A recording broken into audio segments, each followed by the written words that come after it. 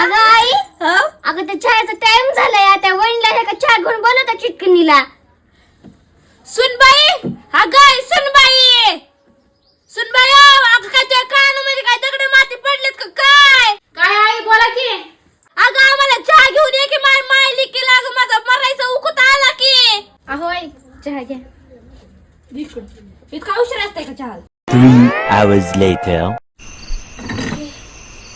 अगं सुनबाई 7 वाजून गेले की काय हाय का नाही जेवायचा ताळमेळ आणि पोरा सुरीचा खेळ आई लगेच आणते आता मला जेवायला.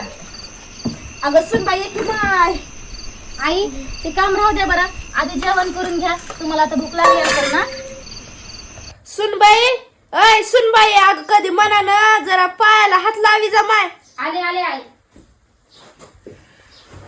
पाय चूळ का हा जरा दाब माय लय दुखायला लागले तर हा हा लय नाद्र वाटायला लागले गे आई चहा माय गे लय डोकं ठणकायला लागले गे मुह सुनबाई जरा दाबून देतीस का बरं हो आई लगेच येते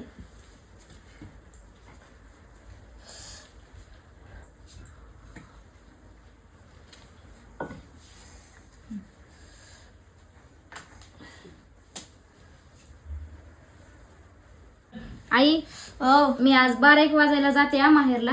अगं माय महागच तर पडली होतीस की तुला अजून आज जायचंय का अहो आई ह्या वेळेस जरा आईचं दुखायले हो त्यामुळे मला जाऊन यावं जरा.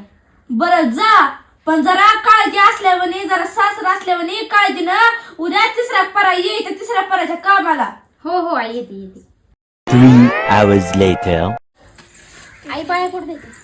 काय 17 वेळा तरी पाया पडते की माय आणि जरा काळजी असल्यावानी लवकर ये हो आई लवकर येते काळजी घ्या. काय सालभर नाहीच राहणार लवकर ये लेकराची जरा काळजी घे हो आई घेते.